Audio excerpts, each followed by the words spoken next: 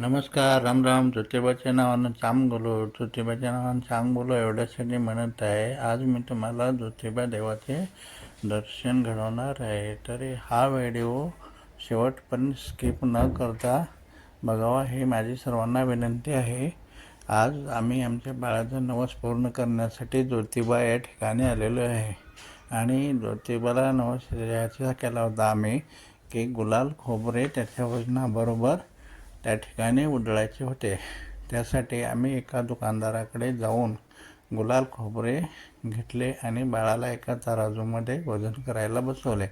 त्याच्या बराबरीने गुलाल आणि खोबरे घ्यायचे असते. त्यासाठी आम्ही दुकानदाराकडून हे सर्व साहित्य घेऊन पुन्हा नंतर थोड्या वेळाने आम्ही ज्योतिबा मंदिराकडे जाण्यास निघालो. आणि आम्ही सध्या आता दक्षिणी दरवाज्यात त्या ठिकाणी आहे. दक्षिण दरवाजाकडून पण ज्योतिबा मंदिरात जाता येते आणि पलीकडून वरून पण एक दरवाजा आहे. त्या साईडनेही आपण ज्योतिबा मंदिरात जाऊ शकतो. ज्योतिबा मंदिरात जाण्यासाठी 3 दरवाजे आहेत. तिन्ही दरवाजापैकी कुठल्याही एका दरवाजामधून आपण जाऊ शकतो. अशा पद्धतीने आम्ही दरवाजातून मंदिराकडे जायला सुरुवात केली. आम्ही सध्या आता दक्षिण दरवाजामधूनच ज्योतिबाकडे जात आहोत. हे सर्व दुकाने वगैरे रस्त्यामध्ये येतात. हे दुकाने क्रॉस करून आपल्याला मंदिराचे गेट येते. त्या मंदिराच्या गेटमधून आतमध्ये जायचे असते. आतमध्ये गेल्यानंतर मंदिराच्या पलीकडच्या बाजूने लाईनमध्ये लावून मंदिरामध्ये प्रवेश करायचा असतो.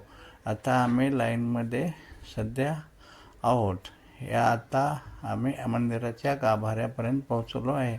आमची मुलगी एकदम मंदिरामध्ये पुजारी सोबत घेऊन गेलेले आहेत आणि आता मंदिराचे दर्शन होत आहे.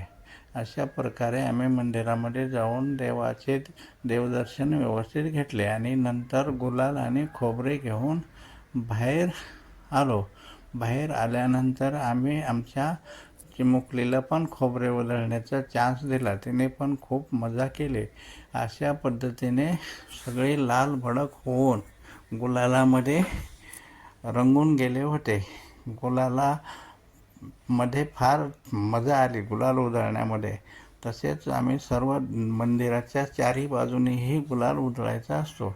त्यामुळे आम्ही मंदिराच्या सर्व भागाला प्रदक्षिणा घालून गुलाल पूर्ण उधळून संपवला आणि शेवटी आम्ही मंदिरामध्ये गप्पा मारत उभा राहिलो. आणि पुन्हा थोड्या वेळाने आम्ही तिथून मंदिराचे कार्यक्रम उरकून आमचे वेगवेगळे फोटो वगैरे काढले. फोटो काढल्यानंतर आम्ही पुन्हा थोड्या वेळाने म्हणजे बराच वेळ तिथे थांबल्यानंतर आम्ही मंदिराच्या बाहेर आलो. मंदिराच्या बाहेर आल्यानंतर आम्ही ठरवले की आता एमाई देवीचे पण दर्शन घ्यायला पाहिजे. अशा पद्धतीने आम्ही हळूहळू मंदिरातून बाहेर निघून एमाई देवीकडे प्रस्थान करण्याची योजना आखली. आणि त्याप्रमाणे आम्ही मंदिराच्या बाहेर येत फोटो काढत मजा मस्ती करत आम्ही मंदिराच्या बाहेर येत असताना मंदिरामध्ये खूप गर्दी होती. ते गर्दी पार करून बाहेर यायला पण वेळ लागत होता. त्या गर्दीमध्येच आमची चिमुकली खेळत होती. चिमुकलीने खूप मंदिरामध्ये गुलाल आणि खोबऱ्याचा आनंद घेतला. तिला पण एकदम मंदिरामध्ये खूप मजा केली. अशा पद्धतीने आम्ही मंदिरामध्ये सगळ्यांनी फिरून देवाचे देवदर्शन घेतले. तुम्हीही या व्हिडिओद्वारे देवाचे दर्शन घ्याल अशी माझी अपेक्षा आहे. पुन्हा आम्ही एमाई देवीच्या मंदिराकडे आलो. ह्या मंदिराची पण वैशिष्ट्ये अशीच आहे. पूर्ण पायऱ्या उतरून या मंदिराला यायला लागते. पायऱ्या कमीत कमी अंदाजे 1500 तरी असाव्या असा माझा अंदाज आहे. आणि येथील पण इथे एक बारव वगैरे सर्व काही इथे पण पाहण्यासाठी प्रशस्त असे स्थळ आहे. तरी हे पण पाहायला आवर्जून जायला पाहिजे. असे एमाई देवीचे हे मंदिर अशा प्रकारे आहे. या व्हिडिओमध्ये आपल्याला पाहण्यास मिळेल. मंदिराचे दगडी बांधकाम केलेले आहे. मंदिराला 2 दरवाजे आहे. एक एंट्रन्स आहे आणि एक बाहेर यायला पण दरवाजा आहे. आणि येथील कार्यक्रम उरकून आम्ही कोल्हापुरात महालक्ष्मीचे दर्शन घ्यायला पोहोचलो. महालक्ष्मीच्या दर्शनाला पण खूप गर्दी होती. आम्ही ह्या मोठ्या कमानीमधून आतमध्ये मंदिराकडे गेलो.